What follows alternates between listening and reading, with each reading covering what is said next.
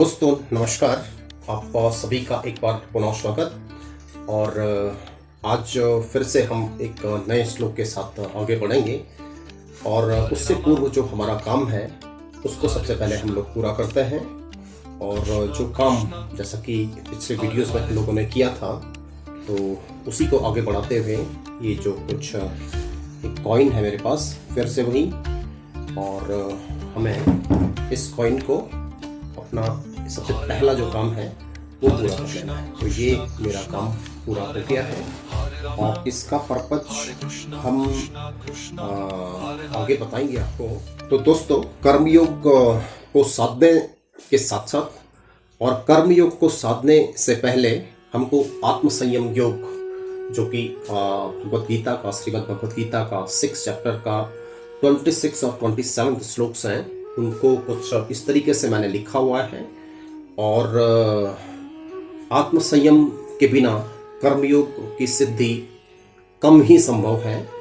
और यदि हम आत्म संयमित होकर के काम करेंगे तो कर्मयोग, जो कि कर्मयोग ये भी एक कर्म है जो मैंने इंडिकेट, ये इसको मटका कहो या हम लोग गुल्लक किसको कहते हैं, तो इसमें हम एक कर्म और इससे दूसरे कर्म को साधने की बात करेंगे। और जो कि हमारा निर्धारित कर्म है, हम कहाँ ले जाएंगे इसको, ये आगे की वीडियोस में आप लोगों को मिलेगा। लेकिन हम उस कर्म योग को साधने के लिए आत्म संयम योग की साधना करेंगे और उसके बाद जो हमारा निर्धारित और डिसाइडेड कर्म है उसकी तरफ को हम बढ़ेंगे। तो 26, और मैं पूरे चैप्टर्स और पूरे ज्ञान देने की बात नहीं कर रहा हूँ। मुझे जो टारगेट है उसको प्राप्त करने के लिए किन किन इंस्ट्रूमेंट्स की ज़रूरत है, मैं उन्हीं को ले रहा हूँ और हम उन्हीं को लेकर के आगे बढ़ेंगे। क्योंकि ज्ञान देने वाले तो श्रीमद् भगवत में श्री कृष्ण थे, हम तो अनुसरण करने वाले हैं। तो हम ज्ञान नहीं दे रहे हैं, हम सिर्फ उस ज्ञान से किसी कर्म को साधने की बात कर रहे हैं। तो जो 26 श्लोक है वो कुछ इस तरीके से है। यतो यतो निश्चरते मनश्चञ्चलं स्थिरं ततस्ततो नियम्येत् तदात्मान्येव वशं नयेत् प्रशान्तमनसं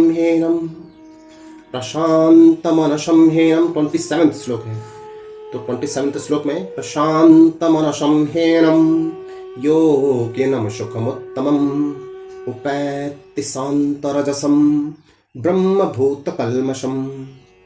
तो 26 और 27 श्लोक में ये कहा गया है कि हमें अपने मन को स्थिर रखने की कोशिश करनी चाहिए, क्योंकि मन हमारा बार बार चंचल होता रहता है। तो जो हमने कर्म की साधना जो निश्चित कर रखा है, जो कर्म उस तक पहुंचने के लिए हमको सबसे पहले आत्म संयम होने की ज़रूरत होती है और उस चंचल मन को स्थिर टारगेट जो कि डिसाइडेड है उस पर फोकस करने की ज़रूरत होती है।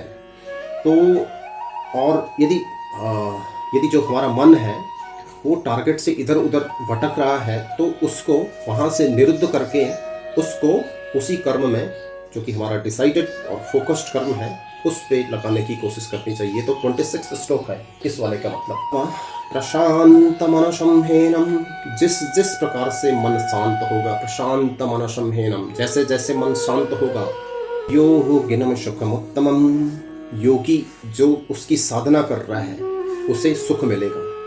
ये कहने का मतलब है, योगी जो कि साधना कर रहा है और जिसका मन अब शांत हो गया है तो वो सुख का अनुभव करेगा।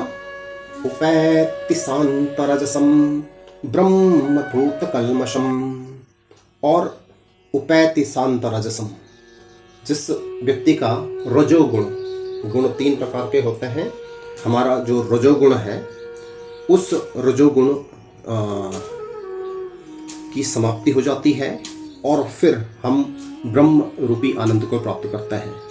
तो हम ब्रह्म रूपी आनंद को प्राप्त करते हैं मन के शांत होने पर, और मन जितना स्थिर होगा हमारा तो उतना अपने कर्म में हमारा ध्यान फोकस्ड होगा। और यहाँ पर मेरा कहने का मतलब है कि हम एक टारगेट जो कि हमारा, हम क्योंकि कर्म को साधने की बात कर रहे हैं तो कर्म योग को की साधना करने की बात कर रहे हैं, तो उससे पहले आत्म संयम योग से हम उसको साधेंगे और डिसाइडेड जो कर्म है उस लक्ष्य को हम लोग प्राप्त करेंगे। तो ये 2 श्लोक्स लेने का मतलब मेरा यही था। और आत्मसंयम योग के इन 2 श्लोकों को आप लोग भी उतारोगे, फिर मैं एक साथ शुरू से लेकर के, जो कि मेरी वीडियोग्राफी में आप लोगों ने देखा है, वहाँ से लेकर के और 10 श्लोक्स यहाँ से लेंगे।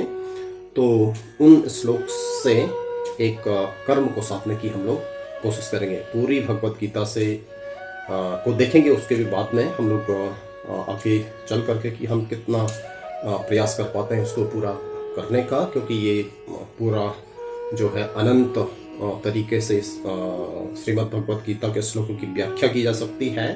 एक व्याख्या, एक तरीका ये भी है, और हम कर्म योग पर उस पर्टिकुलर को साधने की कोशिश कर रहे हैं। तो ये एक प्रयास है, और उस प्रयास में हम आगे बढ़ने की कोशिश कर रहे हैं।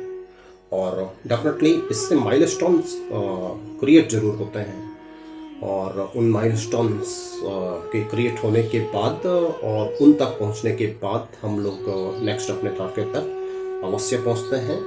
ये होता ही है, क्योंकि मैंने शुरुआत में भी कहा है कि यदि बीज बोया है तो बीज बोने के बाद एक फसल तैयार होगी, और वो फसल कितनी उन्नत, कितनी अच्छी क्वालिटी की है, वो क्वालिटी और वो पर्टिकुलर प्रोडक्ट जो उस फसल का आउटपुट है, वो हमारे बीज के कर्मों के ऊपर डिपेंड करता कि हमने पौधे को किस तरीके से एनवायरनमेंट दिया, किस तरीके से उसका खाद पानी किया, और जो पोषण हमने उसको दिया, उसके बाद वो पौधा फलित होकर के हमको फाइनली किस तरीके से जो बीज है वो और तैयार करके दे रहा है। या तो ये सब मुझे इस वीडियोग्राफी में आप लोगों के समक्ष रखना था, और आगे भी इसी तरीके का प्रयास अगले श्लोक्स में भी रहेगा। साथियों, आप सभी लोगों को इन श्लोक और इस सीरीज में मज़ा आ रहा होगा थोड़ा सुनने में, लेकिन हमें सिर्फ वहीं तक अपने आप को लिमिटेड नहीं करना है। हमें जो हमारा टारगेट है, जो भी डिसाइडेड टारगेट है, मैं ये नहीं कह रहा हूँ कि हम जो मैंने यहाँ डिसाइड किया वही आप लोगों का भी हो सकता है। आपने जो भी डिसाइडेड किया वहाँ पर वो आपका कर्म हो गया है, और उस कर्म योग को साधने के लिए आत्म संयम योग के इन 2 श्लोक्स का ध्यान रखोगे, और इनसे उस पर्टिकुलर कर्म योग की साधना करोगे, और उस साधना के रिजल्ट हमको और आपको डेफिनेटली बहुत अच्छे मिलेंगे। ऐसी मेरी कामना है, ऐसी प्रभु की कामना है और इच्छा है। तो इसी के साथ साथ अगली वीडियोग्राफी में मिलेंगे। तब तक के लिए बहुत बहुत धन्यवाद। नमस्कार।